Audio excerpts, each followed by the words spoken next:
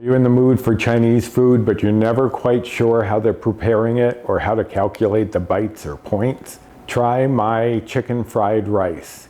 This whole portion is just 8 bites, and there are options that will lower it even further. So if you want to learn how it's done, stick around, because it's coming up next.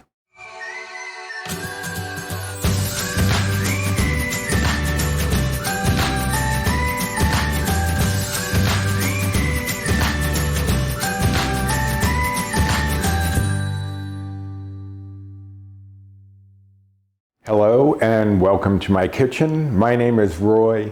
I am a home cook and amateur baker, and I am here on this channel sharing recipes that have helped me to lose over 125 pounds, whether those recipes are mine or someone else's.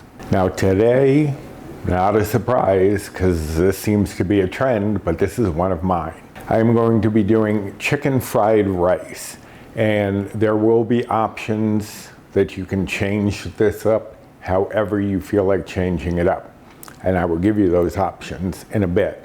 But first, let us go over the ingredients. I have here, this is about a pound, just under a pound of chicken. In the recipe, I've done it as a ½ pound because this is going to serve just 2 people. I am making dinner for Paul and myself. So this is just going to be for 2 people. You can easily double, triple the recipe as you need. So don't feel like you're stuck with just making 2 servings, because you can double, triple, quadruple as you like.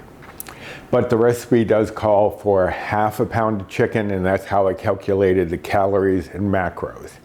Because I am on the Healthi, formerly iTrackBites, Better Balance plan, which is equivalent to the old WW Blue plan. Chicken is 0 for me, so I'm bulking it up with a little more chicken, but just for the sake of the calories and macros, I did calculate it as a ½ pound of chicken. So basically 4 ounces of chicken each. And I'm going to show you how to prepare that chicken because I am going to do a special technique which is called velveting. This is very common in Chinese cooking, especially Chinese restaurants. When you get chicken or beef or pork, I guess even seafood, although I wouldn't know, there's like a soft, smooth texture to it.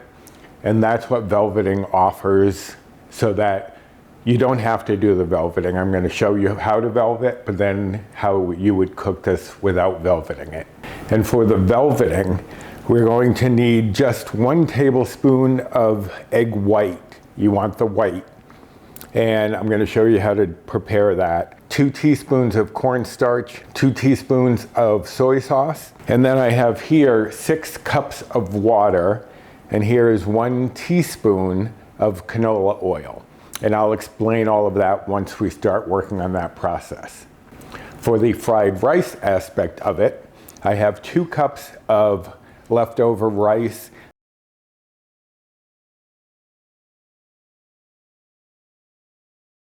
This was actually from an order we placed at a Chinese restaurant nearby. We ordered fried rice, and yet they still send you the white rice. So I just keep that in the fridge until I feel like making a fried rice or whatever I feel like doing with it. But we are using 2 cups of that. I think in one of those larger containers, because I measured this out and I still had about a ½ cup left. So I'm assuming that container holds about 2½ cups. But anyways, 2 cups of cooked rice that is like a few days old. It does not have to be a few days old, and I'll explain that too as we go along. I have 2 eggs, because a lot of times you will get scrambled eggs in your fried rice. And since we're only using 1 tablespoon of the egg whites here, I am going to add the rest of that egg into here. But again, I'll show you that once we get there. I have 1 cup of frozen peas and carrots that have been thawed, and 1 small onion that has been diced, not too finely, but small enough. You don't want big chunks of rice in with your rice. You don't want big chunks of onion in with your rice and kind of competing for the texture. You want the texture of that rice. I have 1 teaspoon of sesame oil. You could leave it out, but it does add a little flavor, and it's only 1 bite or Old Blue Point for that. I have 2 cloves of garlic that are minced. If you know with this channel, you know I didn't mince it myself. I have a jar in the fridge, so 2 cloves would be 2 teaspoons of minced. I may have added a little extra because we do like garlic. And then I have 2 tablespoons of soy sauce. You can use 2 to 3 tablespoons or whatever your preference is. I'm keeping it on the lower end because Paul is trying to watch his salt intake. So I'm going to keep it on the lower end, and I can add more at the table if I feel I need it. Now regarding the rice, you obviously do not have to do rice. You would drop the bites or points down considerably by like 6 if you didn't use rice and instead use cauliflower rice or Konjac noodles in the rice shape. I had a back to basics tutorial all about Konjac noodles, and I will put a card up here and also link that down in the description box in case you didn't see that and were curious about what Konjac noodles are. But you could use those. Those would be 0. Cauliflower rice would be 0, so you don't have to use rice. And you could even bulk it up more if you chose to use either of those. All right, so let me move a few things out of my way and we will start prepping the chicken. Okay, so for the chicken, what I'm going to do is, because you want fairly small pieces in your fried rice, but you also want them kind of thin. So what I'm going to do is first cut through the middle to make this a little thinner of a breast. And then I'm going to turn it, and I'm just going to cut this breast in half to make little strips. I'm not going to make small dices or anything. And then just go across and probably, I don't know, maybe 1/4 of an inch, maybe a little less. You don't want them too thick because this is a fried rice. You want things to be able to cook fairly quickly. And by making your chicken smaller, that's what you could do. Now, instead of chicken, you could do pork. If you did do pork, you could do pork tenderloin. That would be very low in bites or points. You could also do a center pork chop if you wanted. It might be a little tougher than using the tenderloin, but I have done it myself before, so you could do that. You could also use beef and make a beef stir fry. You could make it just veggies for a veggie stir fry. The options really are endless. Not stir fry. I'm gonna probably keep saying stir fry. You know I mean fried rice because that's what we're doing. Anyway, so I have my chicken chopped up into little strips. Now, I'm gonna go wash my hands and we will move on. So, for velveting, I'm bringing in the eggs that are going into the fried rice itself because I'm going to dump the yolk in there and then any excess whites that we get from this. As I said, we only need 1 tablespoon. You could probably use the pasteurized egg whites that you get in the carton. I have not done that, but I would assume it would work fine. Okay, we don't have to be too exact because we're not going to use all of that egg white. So let me get rid of this and I'll be right back. Okay, so now in order to get a tablespoon, because if I go in right now and try to get a tablespoon, I got maybe half a tablespoon because it's going to want to stick together in little clumps. And just sit you in there for now. So what you want to do is whisk that up to kind of break up the structure and make it a little looser so that it's more likely to come together in the tablespoon.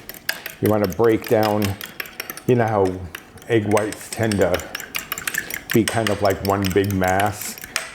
This is going to break up some of that and loosen the hold on that structure. Okay, so this is the bowl I'm going to use. Let's see if I've gotten this loose enough to get a tablespoon out of. Okay, that's a tablespoon. The rest is going in here. And this is going off to the side to wait for us to do the fried rice. So, to our egg whites, we're going to add in, let me stir with the soy sauce. And just whisk that a little bit. And then the cornstarch. And this has been sitting here for a few minutes, so I'm not surprised it's sticking. Okay.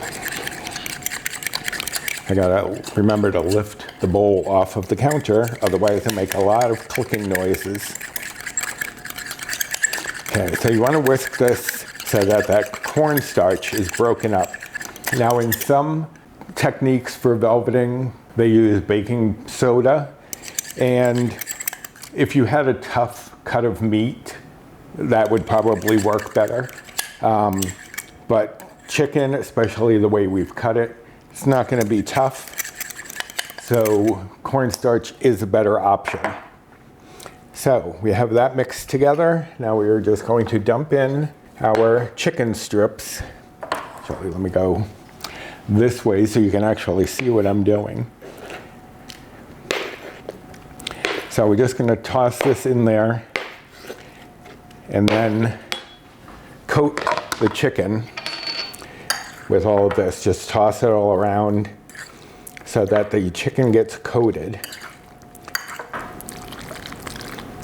And you want this coated as evenly as you can. I mean, you know me, don't go crazy worrying about it.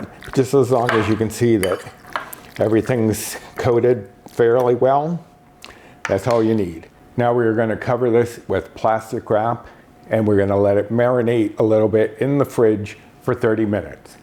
Then I will be back and show you the next step in our velveting process.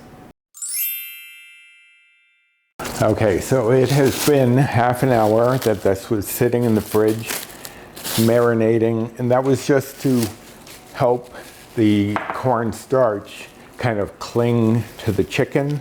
And I have my water over here that I am heating up. You want it at a boil. Now this is not the standard way that velveting is done. Typically, meat is velveted in oil, like a small amount of oil. What we're gonna do, I got this from Serious Eats, this technique of water velveting.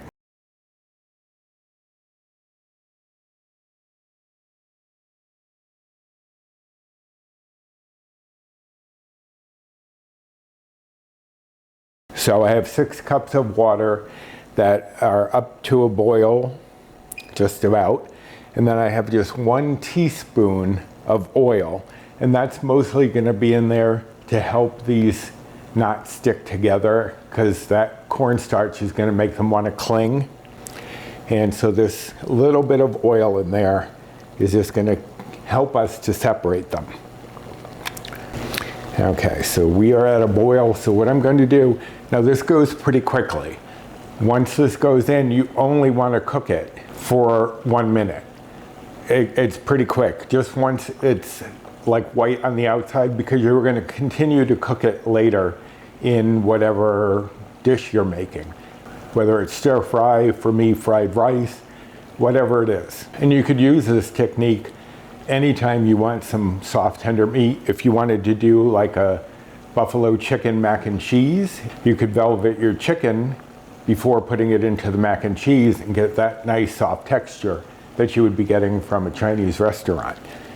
All right, so the water is boiling. I'm going to put this in. Once I put it in, I'm going to move it around so they will separate as well as they can, because as I said, you don't want them clumping. So just, and they're coming apart pretty quickly. So Alexa, timer for 1 minute. 1 minute, starting now. Sometimes she doesn't pay attention, so I wasn't sure she would. And if yours just started a timer, I apologize. I have a strainer here, and I have my sieve over a bowl, because what I'm going to do is take it out using this, shake off some of the excess liquid, put it in here so that the rest of any liquid can drain off. You don't want this to be wet or too wet when you are putting it into a hot pan. But since I'm not really using much oil, I'm not too concerned with it. But especially if you're doing a stir fry and using oil, you know that oil and water are not on friendly terms, so yeah, not a good idea. So we could just kind of let this go for 1 minute. Once my friend there tells me that it's time, Alexa, stop. Okay, and turn this off. And you can see the chicken is white on the outside, but you can still see a little bit of that pink in there, in the striations of the meat. So I'm gonna take that out, shaking it off so that much of the liquid as can come off will. Yeah, I mean, you don't have to freak out that you're not getting it out fast enough. The heat is off. It's still a little hot in there, but it's not gonna bother anything. Just get them out into our sieve here. And I think that's everything. Yep. Okay. So that's all there is there. I'm going to spread this out a little bit just so they can dry off. And let me get rid of the water, move my pan over here, and we will start cooking up our fried rice. Okay, so while my pan is heating up, I'm just going to beat my eggs a little bit just so that they are broken up. They don't go in, I don't know why I keep clicking this on the counter, so they don't go in whole and start to cook as like a fried egg. You want to have it a little looser. It doesn't have to be totally like broken up. You just want it lightly beaten at least. Okay, so this has gotten hot. Now from here it goes fairly quickly. My pan is over medium-high heat. You know, that's my preferred heat temperature anyway. I'm gonna spray it with some cooking spray and add in the 1 teaspoon of sesame oil. This is just gonna give it a little fragrance. It's only like 1 bite, 1 old Blue Point. You could leave it out if you really didn't feel like dealing with it. That is your call. Now, from there, we are going to add in our onions. Now, one thing I did not mention before is green onions or scallions are also optional in this, and that will be on the recipe. You would use 2 scallions, separate the white part from the green at the top, which is more tender, and add that in here with the peas and carrots and the onions.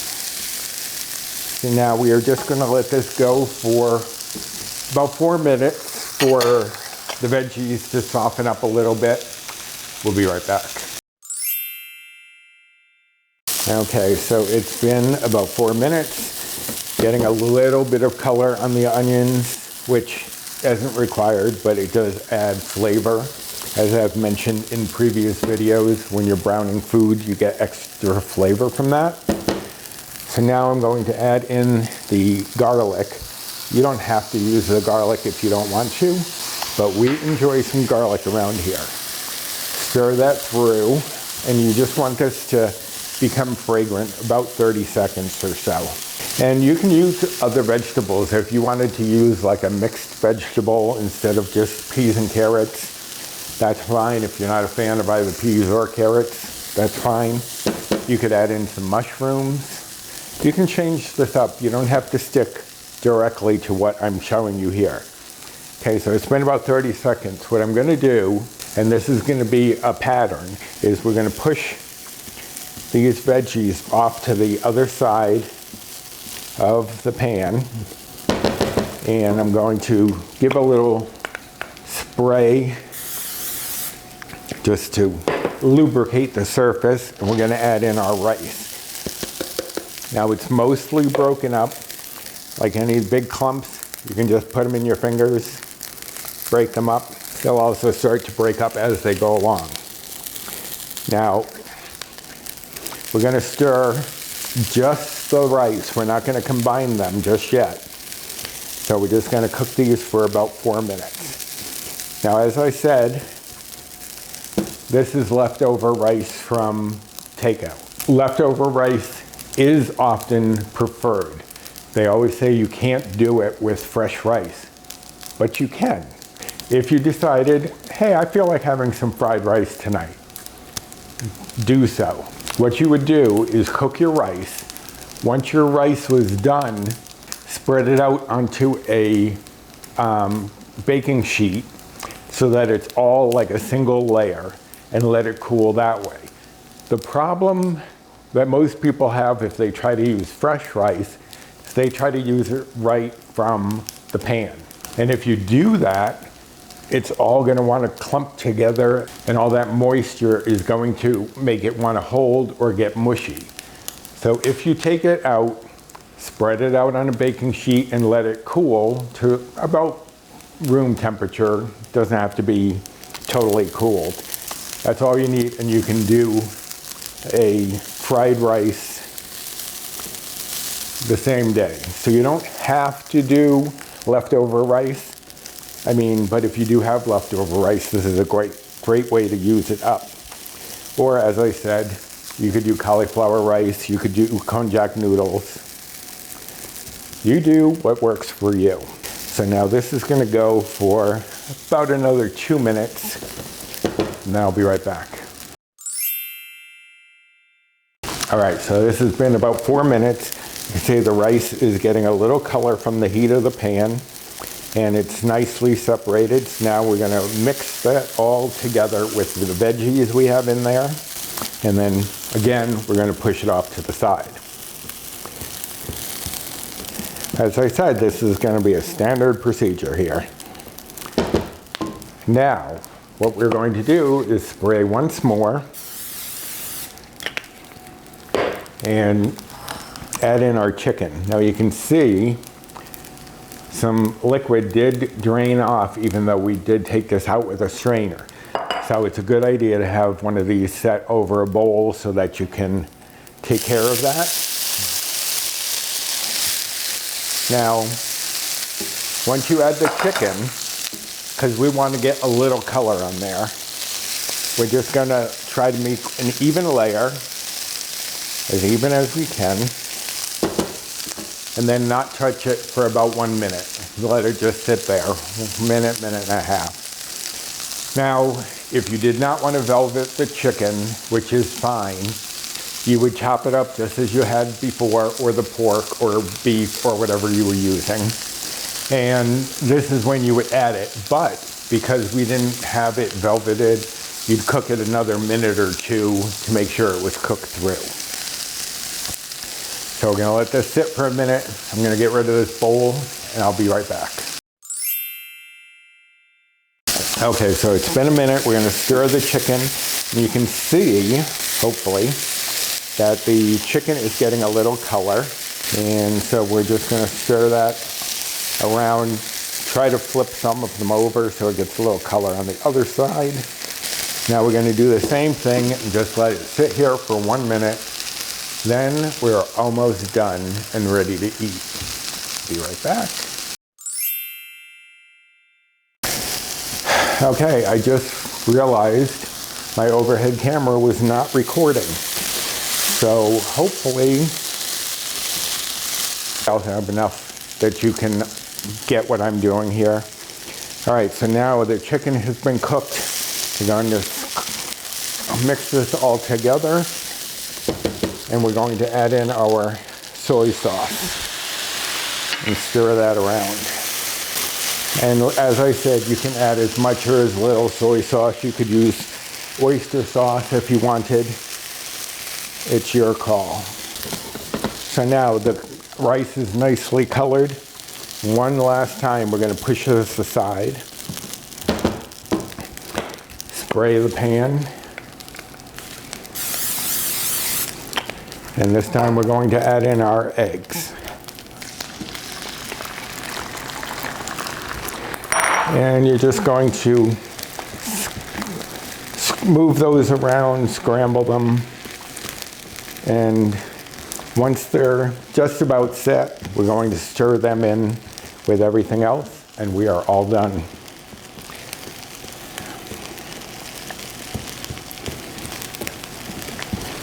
Okay, that's close enough. It's going to continue to cook, and I'm turning the heat off so we don't have to cook things longer than they need to be. And if you see any big chunks of egg, you can break those up. And there we have it, chicken fried rice. Now I looked up fried rice, and just plain fried rice, not with chicken or anything, in the Healthi iTrackBites app. And for 1 cup, which this is a bit more than a cup, 1 cup was around 9 to 11 bites or old blue points. This is going to be, for 1/2 of this is going to be 8 bites or old blue points. As I said, I made this as a serving of 2. You could do more than that if you would prefer. And if you did not velvet the chicken, this would be 7 bites or old blue points. If you didn't use the rice, but use like cauliflower rice or Konjac noodles, this would be 2 bites or 2 blue points for 1/2 of this pan. So that is pretty good so far as I'm concerned. Let me cover this up so that I don't lose too much heat. Take it off of the heat so it doesn't continue to cook.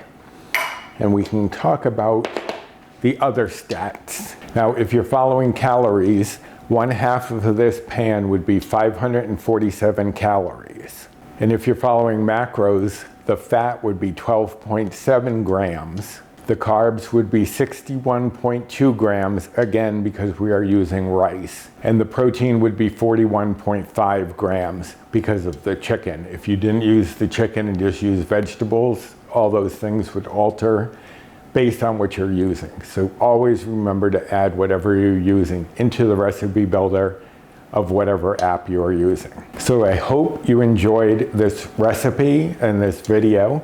And if you did, I hope you'll give me a thumbs up. I would really appreciate that.